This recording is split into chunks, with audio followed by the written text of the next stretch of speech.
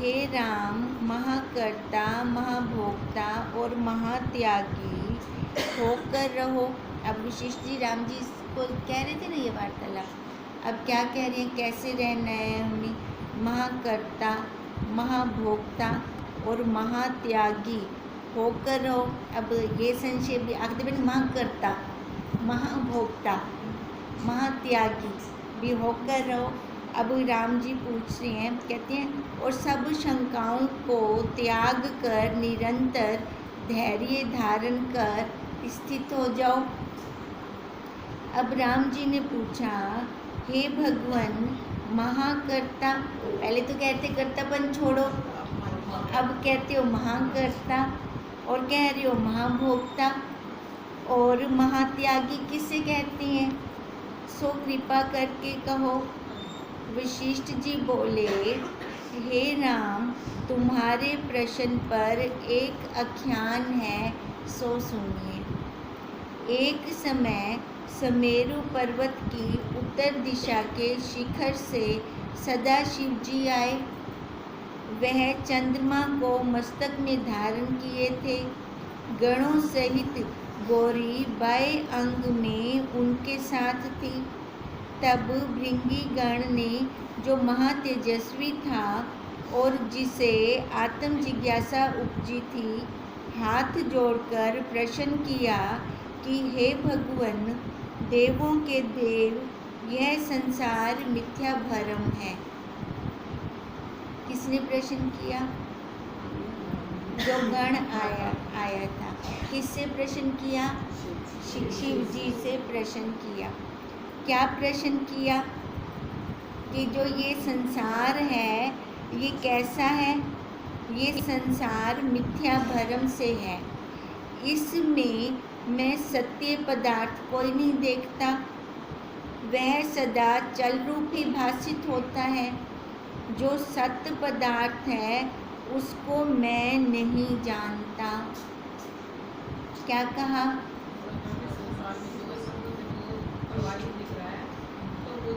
सत्य कुछ दिख नहीं रहा, मैं कोई नहीं जानता भी, इसको मैं सत्य कह सकूं। क्यों, क्योंकि कोई टिकता ही नहीं है।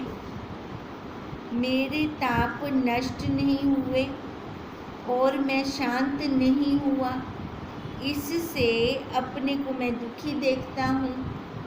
जिससे शांति हो सो कृपा करके कहो। जिसमें खेद से रहित होकर मैं चेष्टा में विचरूं, पर खेद से रहित तो तब होता है जब कोई आश्रय होता है ना। खेद से रहित क्या कह रहे हैं कि कब होता है, वो गण कह रहा है, अभी ये अपनी मन की बात बता रहे हैं गण, वो शिव जी को भी। खेद से रहित तो तब हुआ जाता है जब सामने कोई दिखे, मेरा सहारा है पड़ा, वो अभी संसार वाले खेद से निकल रहा है ना, वैसे ही बात कर रहा है वो अभी। सामने कोई आश्रय होता है, संसार तो मिथ्या है, मैं फिर किसका आश्रय करूं, उसको समझ में नहीं आ रहा। इससे मुझसे यह कहिए कि किसका आश्रय करने से मेरे दुख नष्ट होंगे। ईश्वर बोले, हे भृगन, तुम महाकर्ता, महाभोक्ता और महात्यागी हो रहो और सब शंकाओं को त्याग कर निरंतर धैर्य का आश्रय करो। हो रहो, ठीक है, वैसे रहो। उन्होंने कहा था ना, तुम महाकर्ता हो, महाभोक्ता हो, महात्यागी हो, तो फिर गण ने कहा था वो क्या होता है, मेरे को तो समझ में नहीं आया। मैं तो संसार में सबको ऐसे देख रहा हूँ कि प्रवाह हो रहा है सबका, कोई सत्य तो दिखता है नहीं मेरे को, मैं किसको कहूँ। अब ईश्वर क्या कह रही हैं, तुम महाकर्ता, महाभोक्ता, महात्यागी हो रहो और सब शंकाओं को त्याग कर निरंतर धैर्य का आश्रय करो, इससे तुम्हारे दुख नष्ट होंगे। हे राम, भृंगीगण ने जिसको शिवजी ने पुत्र करके रखा है, यह सुनकर प्रश्न किया कि हे परमेश्वर, महाकर्ता, महाभोक्ता, महात्यागी किसे कहते हैं? अब दूसरी बार भी शिव जी ने ये कह दिया कि तो वो भण, अब उसकी पहले तो शंका निवारण हुई नहीं, अब फिर से उसने वो प्रश्न किया। सो कृपा करके मुझसे कहिए। ईश्वर बोले, हे पुत्र, सर्व आत्मा जो अनुभव रूप है उसका आश्रय करके विचरो, तब दुख से रहित होवोगे। इन तीनों वृत्तियों से तुम्हारे दुख नष्ट होंगे। जो कुछ शुभ क्रिया आकर प्राप्त हो उसको शंका त्याग करके करो, है ना। अब क्या कह रहे हैं भी, तो वो अभी आगे बताएंगे किसको कह रहे हैं, ठीक है। अभी कह रहे हैं कि अपना भी इनके आश्रय तो होके रहे, इससे क्या होगा, तेरा दुख नष्ट होगा।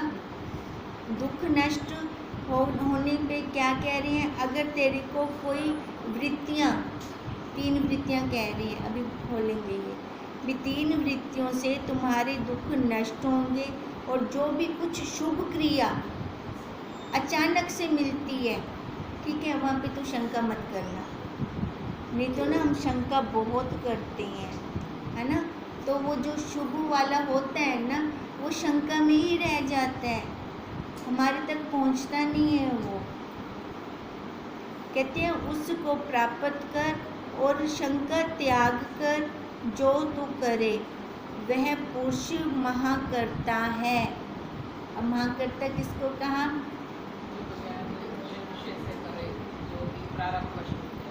हाँ, जो देखो शुभ क्रिया, जो शुभ क्रिया कई बार होता है ना, कुछ अब मन के अंदर होता है कि हमें सत्संग पे जाना है, ठीक है। अब मन के अंदर तो ये इच्छा चल रही है, कोई शुभ आके हमें, अब अपने पास या तो जाने के लिए पैसे नहीं है, या वैसा कोई साधन नहीं है, या फिर कुछ है नहीं, तो वहाँ पे अचानक से अपने पास कोई सामने से आ जाता है ना, तो वहाँ पे शंका ना करें।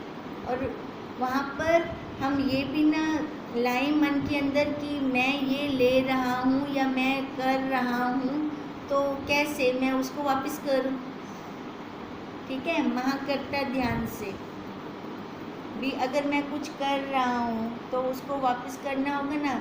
एक तो अहम करने वाला वो ना है जो जब शुभ कर्म कोई अचानक से प्राप्त हो जाता है, या कहीं पे हमें सेवा करने का अचानक से मिल जाता है, वहाँ पे मन के अंदर ये भावना आए मैं कर रहा हूँ, है ना। कई बार अचानक से मिल जाती है कोई सेवा, तो मन के अंदर आए ना, नहीं तो वो कर्तापन आते ही ना वो सारा लेपन हो जाता है, ख़त्म हो जाता है वहाँ पर। अब ये क्या बताया, जो कुछ शुभ क्रिया आकर अचानक आकर प्राप्त हो उसको शंका त्याग कर जो करे, वह पुरुष मांग करता है, ठीक है। धर्म अधर्म क्रिया जो अनिच्छित प्राप्त हो उसको राग द्वेष से रहित होकर जो करे, वह पुरुष महाकर्ता है, ठीक है। ये महाकर्ता के बता रहे हैं। धर्म अधर्म, धर्म अधर्म क्रिया जो अनिच्छित प्राप्त हो। अब धर्म और अधर्म क्रिया भी ये कौन सी होती है? देखो, धर्म वाली क्रिया तो ये होगी कि किसी अच्छे काम में हमने कुछ कर दिया, ठीक है। अधर्म वाली क्रिया ये होगी कि अगर किसी का करने से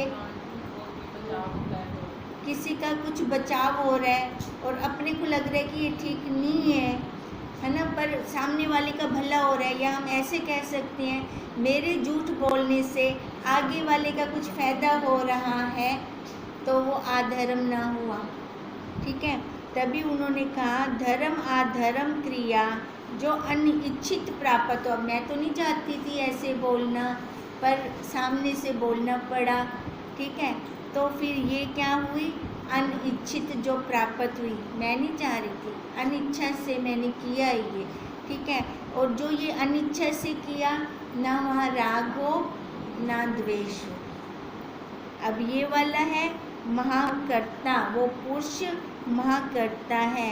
जो पुरुष मौनी, निरअहंकार, निर्मल और मत्सर से रहित है, वह पुरुष महाकर्ता है। महाकर्ता पुरुष के लक्षण आ रहे हैं ये। जो अनिच्छित प्राप्त हुए का त्याग ना करे और जो नहीं प्राप्त हुआ उसकी वांछा ना करे, वह पुरुष महाकर्ता है।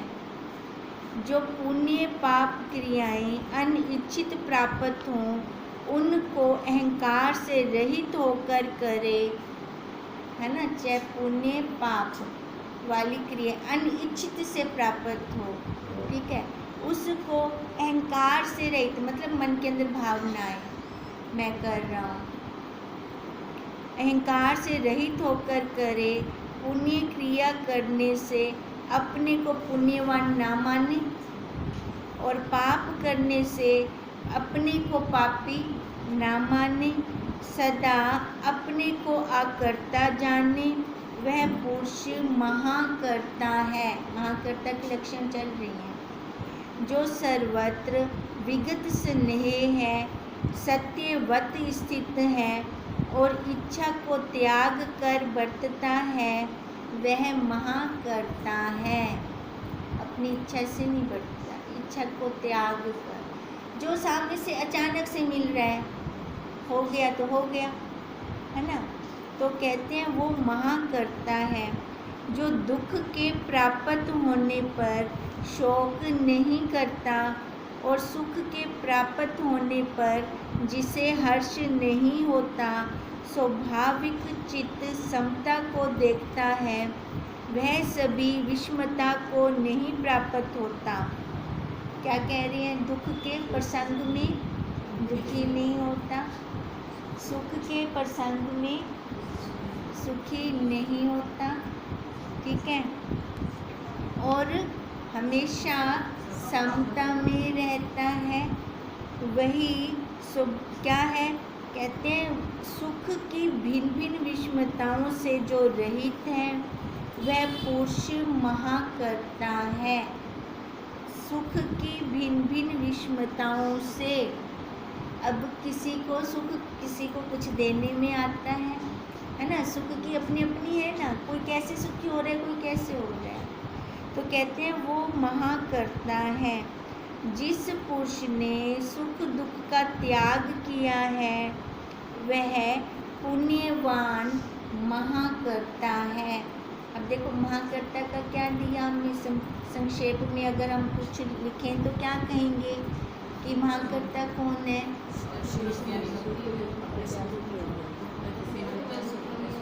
अगर हम कहें कि एक लाइन में उत्तर देना है, समता में रहे और मतलब अनिच्छित, अपनी इच्छा से ना हो, राग द्वेष के बिना हो, हाँ, जो हो रहा है, हाँ, बीच में किंतु परंतु ना हो, कोई शंका ना हो, कोई संशय ना हो, वही महाकर्ता है। हे भृंग, जो पुरुष प्राप्त हुई वस्तु को राग द्वेष से रहित होकर भोगता है, वह महाभोक्ता है। पहले महाकर्ता का बताया, अब महाभोक्ता का। जो राग द्वेष से रहित है ना, कुछ भी अचानक से मिल जाता है, राग द्वेष से रहित होकर भोग कर लिया। बापू भी तो यही बोलते हैं ना, कुछ मिलता है ले लो, ये मत कहो कि मैंने किया, अपना मैंपन बीच में मत लाओ। अगर अपना मैंपन बीच में नहीं लाते तो फिर चल रहे। कृष्ण जी को भी, कृष्ण जी ने अर्जुन को यही उपदेश किया था, यही किया था ना 13वें अध्याय, 3रे अध्याय में, चाहे सबके तो गले काटा पर बोलना मत कि मैंने काटे हैं, है ना। वो सामने वाला तेरे को कुछ कह रहा है तो ये मत कहना कि तेरे को उसने कहा है। तो ये क्या है? महाभोक्ता। जो बड़ा कष्ट प्राप्त होने पर भी द्वेष नहीं करता और बड़े सुख की प्राप्ति में जिसे हर्ष नहीं होता, वह पुरुष महाभोक्ता है।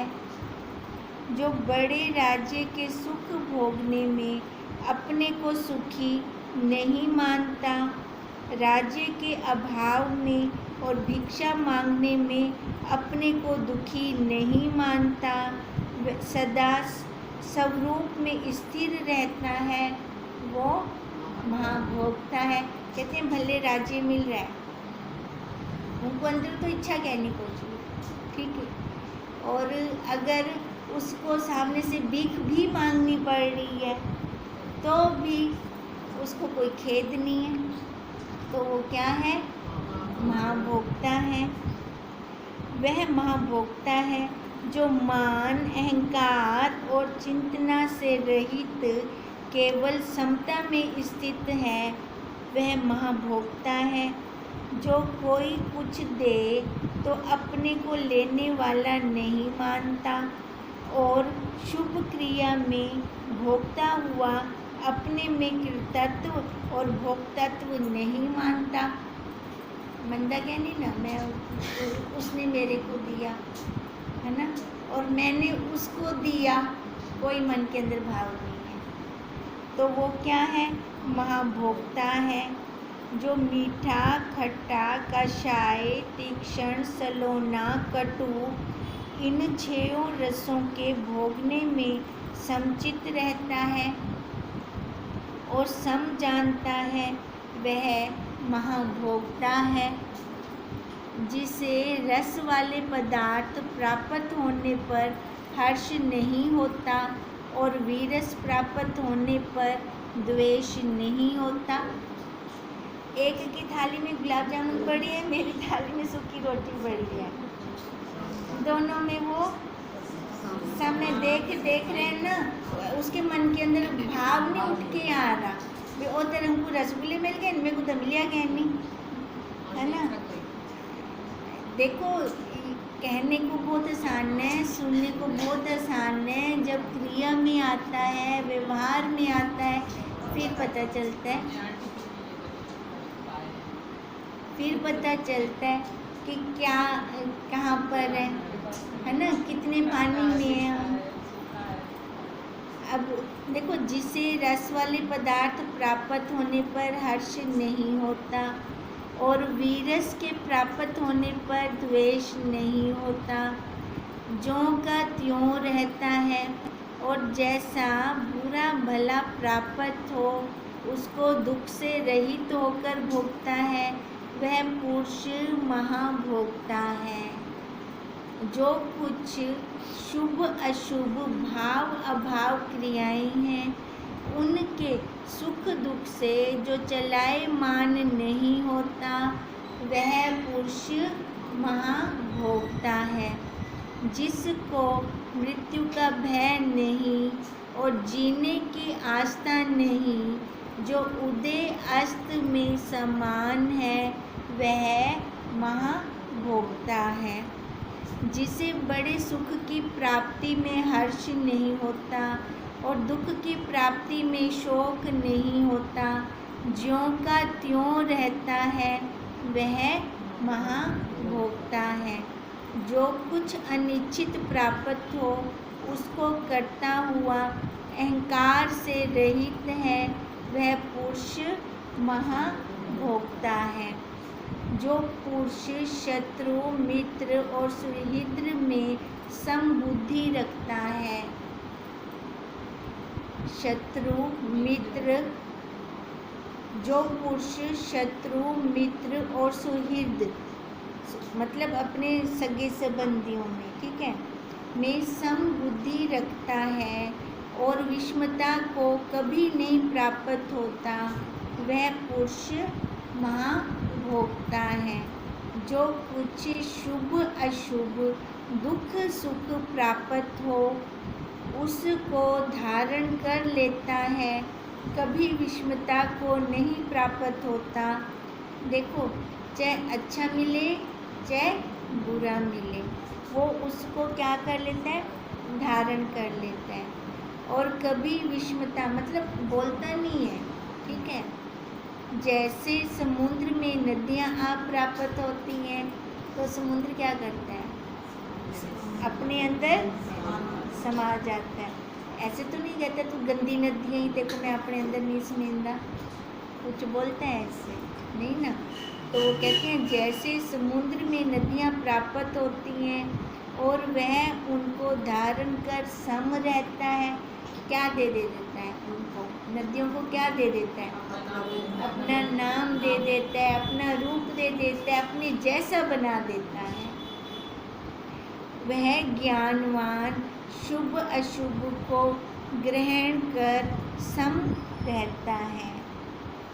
जो संसार देह इंद्रियां और अहंकार की सत्ता त्याग कर स्थित हुआ है और जानता है कि ना मैं देह हूँ ना मेरी देह है। ये हमने कहाँ पढ़ा था? तीसरे कौन से? विचार चंद्रोदय की तीसरी कला। उसमें क्या था? एक एक अंग को खोला था। हाँ, इसका न्यारा है ना, ऐसे करके हमने इसमें विचार चंद्रोदय की तीसरी कला में पढ़ा था हमने।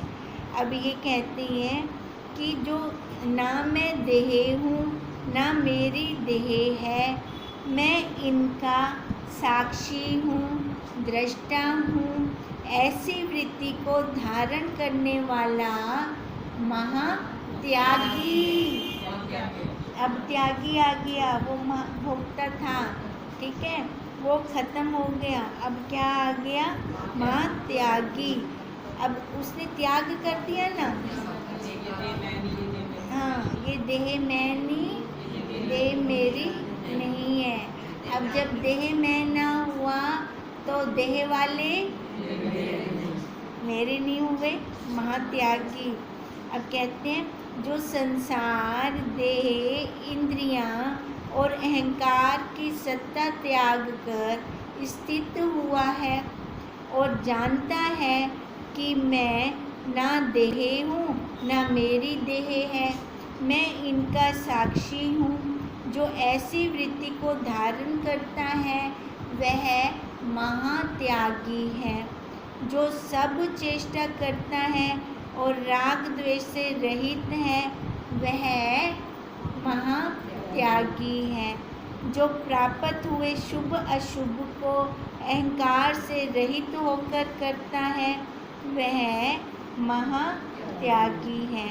जो मन इंद्रिय और देह की भी इच्छा से रहित है वह सब चेष्टाएं करने पर भी महात्यागी है। कहते हैं जो मन, मतलब मेरे मन में तो ये चल रहा है, मैंने ये करना है, पर सामने से ना वैसा वातावरण नहीं है ना, अनुकूलता वैसी नहीं है, तो उसने अपनी मन की बात को काट के जैसे सामने स्थिति है वैसे किया, वो कौन हुआ? महात्यागी। अब ये हो गया मन। अब दूसरा हो गया इंद्रिय का। उन्होंने बोला ना मन इंद्रिय और देह की भी इच्छा से रहित। अब इंद्रियों से कैसे? इंद्रियों से कैसे?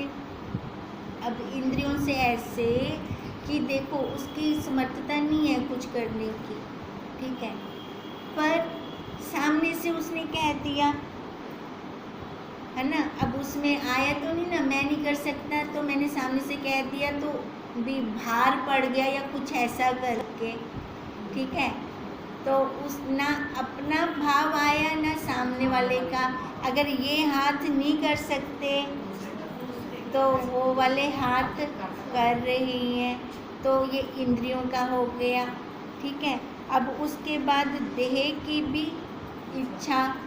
अब ये भी नहीं कि ये वाली देह पुजवाई जाए, ठीक है, अब देह की इच्छा भी तो, अब जब ऊपर करके आता है तो वो परमार्थ में आ गया। परमार्थ के अंदर भी बहुत कुछ गड़बड़ होती है ना। बाहर संसार में तो है सो है, पर इसके अंदर आकर भी बहुत कुछ हो जाता है ना।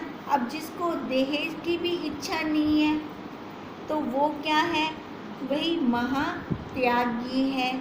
जो प्राप्त हुए शुभ अशुभ को अहंकार से रहित होकर करता है वह महात्यागी। अच्छा मिल रहा है, शुभ मिल रहा है, चाहे अशुभ मिल रहा है। जो मन, इंद्रिय और देह की भी इच्छा से रहित है वह सब चेष्टाएं करने पर भी, कई बार सारा कुछ करना पड़ता है, ठीक है, तो वो क्या है, महात्यागी है। जो पुरुष समचित, इंद्रिय जीत और क्षमावान है। समचित, सामने से चाहे कुछ अलग से भी मिलता है तो भी समता में खेद नहीं है, अपने मन के अंदर कुछ आता नहीं है। समचित, इंद्रिय जीत। अब इंद्रिय जीत क्या हुआ, जिसने अपनी इंद्रियों पे कंट्रोल कर रखा है, इंद्रियों को जीता हुआ है। और क्षमावान है, किसी की गांठ मन में नहीं रखता, है ना। भी उस ये सब की क्या चल रही हैं, गुण चल रही हैं, गुण है। हर किसी के गुण अलग अलग मिलेंगे, किसी का गुण एक जैसा नहीं होगा, पर किसी के प्रति राग द्वेष ना हो, ठीक है, किसी के प्रति भी। अब यही कहते हैं जो पुरुष समचित, इंद्रिय जीत और क्षमावान है वह महात्यागी है। हे राम, जिसे पुरुष ने धर्म अधर्म की देह और संसार के मद, मान, मनन इत्यादि कल्पना का त्याग किया है वह महात्यागी है। अब क्या कह रही है, मद। मद का मतलब समझ आता है, धन का नशा हो गया, है ना, बहुत सारे नशे हैं, हाँ बहुत होते हैं नशे। अब कहते हैं धन का, मान का, पढ़ाई का, सुंदरता का, ज्ञान का, ये हो गया मद, मान। अब चार के अंदर पूजा हो, है ना, पूजा जाए, नाम आए, मनन। अब मन के अंदर जो चल, तो बोल नहीं सकते, मन के अंदर चिंता पे हम चीज़ मनन हो रहा है, इत्यादि कल्पना का, जिसने इन सब का जिसने त्याग कर दिया है वह महात्यागी है। हे राम, इस प्रकार सदाशिव ने जो हाथ में खप्पर लिए, बागंबर ओढ़े और चंद्रमा मस्तक में धारे हुए परम प्रकाश रूप में भृंगीगण को उपदेश किया। अब उन्होंने पूछा ना, महाकर्ता, महाभोक्ता, महात्यागी कौन है ना। ये गण ने पूछा, शिव जी ने कहा था यही बनकर रहो, तो उनको समझ में नहीं आ रहा था, तो कर्ता तो हम दूसरा कहते हैं ना, है ना, भोक्ता भी हम दूसरा समझते हैं। अब देखो, अब शिव जी ने तीनों खोले हैं, उपदेश दिया है उनका। ऐसा गण को उपदेश किया जैसे भृंगी गण ने विचारा, फिर जैसा उपदेश किया वैसा उसने विचार भी किया, वैसे ही तुम भी विचरो तो तुम्हारे सब दुख नष्ट होंगे। अब ये कौन किसको कह रही हैं? शिव जी, हाँ ना, चलो ठीक है ना। अब ये विशिष्ट जी राम जी को कह रही हैं, हाँ हाँ हमें करना है, बिल्कुल बिल्कुल हमें करना है, ये हमारे लिए है, हमारे लिए है, ठीक है। अगर हम महाकर्ता, महाभोक्ता, महात्यागी बनकर रहेंगे तो कोई भी दुख कष्ट नहीं होंगे। इति श्री योग विशिष्ट निर्वाण प्रकरणे महाकृतोद उपदेश नाम व्यन्वा सर्गा समापत।